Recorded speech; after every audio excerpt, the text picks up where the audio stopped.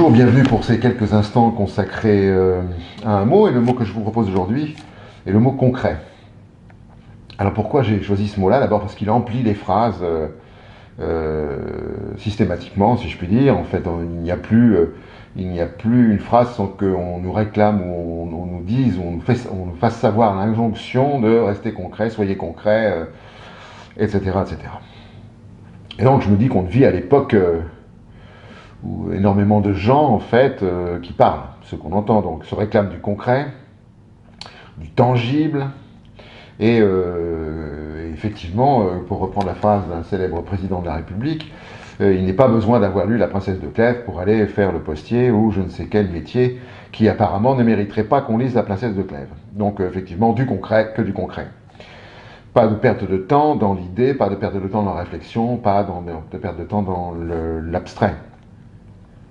Et donc je me dis que il me semble que c'est quand même une drôle de compulsion ce qui arrive aujourd'hui, et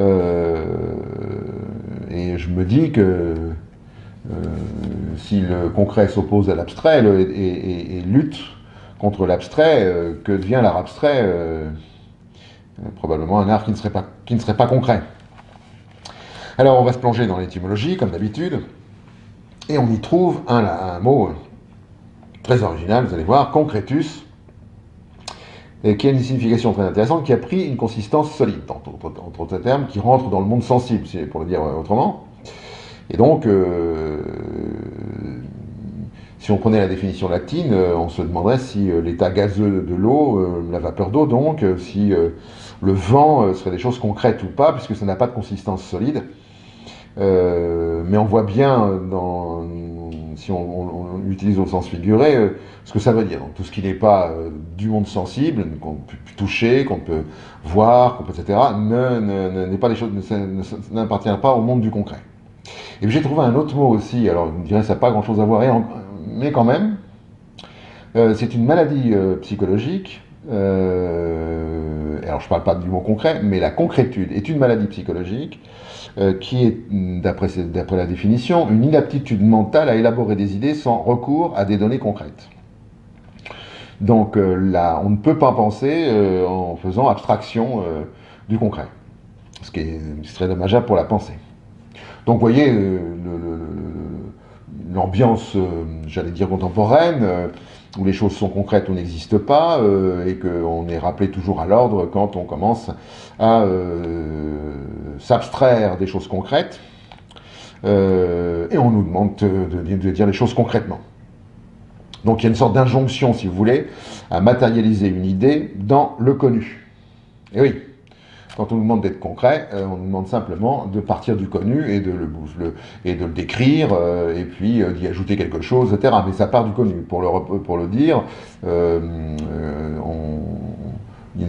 si vous voulez, on nous demande des concrétions, pour le dire autrement.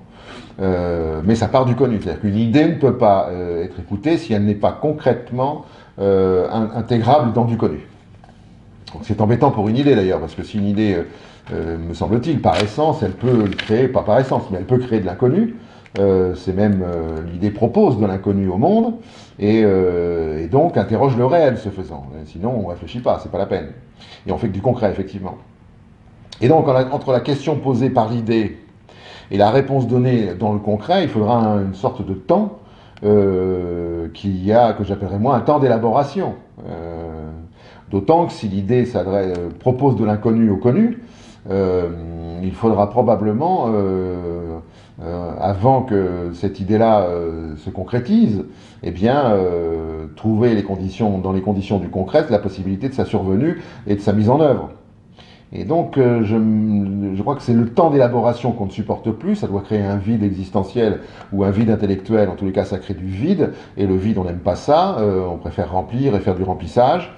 Et donc ce temps d'élaboration entre l'idée qui questionne le monde et la réponse et l'incarnation de cette idée, j'allais dire, dans du concret, eh bien c'est insupportable. Donc on préfère manipuler le concret et que lui. J'avais noté quelque chose à ce propos qui était... mais ça, j'ai presque pris ça comme une compulsion probablement même une fuite. C'est-à-dire, comme on n'aime pas questionner le réel et que le réel nous semble la seule aire de jeu possible, et donc le connu la seule aire de jeu possible, alors on se prive du même coup de l'inédit de l'idée, me semble-t-il. Et il me semble quand même que le malheur du monde tienne dans cette compulsion. Aucune idée nouvelle n'émerge, ou alors elle est criminalisée immédiatement, alors évidemment entre guillemets, mais quand même. Et elle est aussitôt astreinte et contrainte à la concrétude, non, au concret, et elle s'éteint du même coup, évidemment, puisqu'une idée ne peut pas se soumettre au concret. Elle peut une fois mise en œuvre, elle peut être évaluée dans sa mise en œuvre concrètement, mais elle ne peut pas, a priori, s'éteindre au nom d'un concret qui lui soit supérieur, en fait. Et alors, ce qui est très intéressant, c'est que, me semble-t-il, en utilisant le mot concret, et pas qu'en utilisant, mais en subissant une injonction du concret systématiquement dans la réflexion, alors bien, on risque, plus qu'on risque d'ailleurs, on risque de répéter le concret à nauséam quand le concret est à vomir. Et donc on reproduit du même concret parce que le concret ne suffit pas.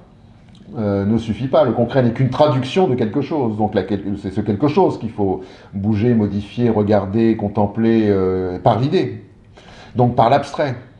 C'est globalement l'abstraction qui fait qu'à un moment ou un autre, le concret sera de telle forme ou de telle autre. Mais le concret n'a pas les ressources nécessaires pour changer, il n'a pas les ressources nécessaires pour s'améliorer. Et donc on reproduit, et l'époque en est témoin, on reproduit le même concret. Avec un sentiment d'exaspération ou de désespoir qui fait que nous constatons que rien ne change. Bien sûr que rien ne change. Évidemment que rien ne change. Donc peut-être qu'avant de condamner tout ce qui serait non concret au nom de l'impératif du concret, peut-être devrions-nous soigner cette époque de sa concrétude, c'est-à-dire l'incapacité d'élaborer une idée sans faire appel à des données concrètes. Peut-être que l'impasse dans laquelle nous nous trouvons, cette espèce de redoublement systématique des périodes qui se superposent et qui font vivre aux générations les mêmes conditions, voire conditions qui s'empirent forcément, eh bien, peut-être devrions-nous revenir au talent de l'abstrait,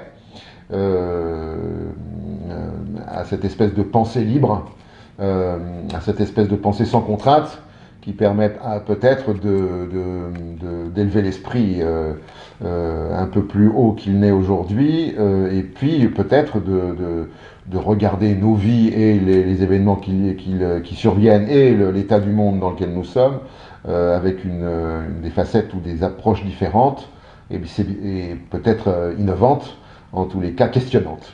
Et probablement que le fait que que les idées l'abstrait soit interdit, fait que les questions que nous posons sont toujours les mêmes, et les réponses, bien entendu, seront toujours les mêmes. Donc, soyons abstraits, ça fera pas de mal, pour les concrets, et puis pour les concrets et pour les abstraits, soyons un peu plus concrets. En fait, il y a un beau mariage entre les deux à trouver, et qui fait, à mon avis, un équilibre assez vivant, et probablement jubilatoire. Merci de votre attention. À une prochaine fois pour un prochain mot. Au revoir.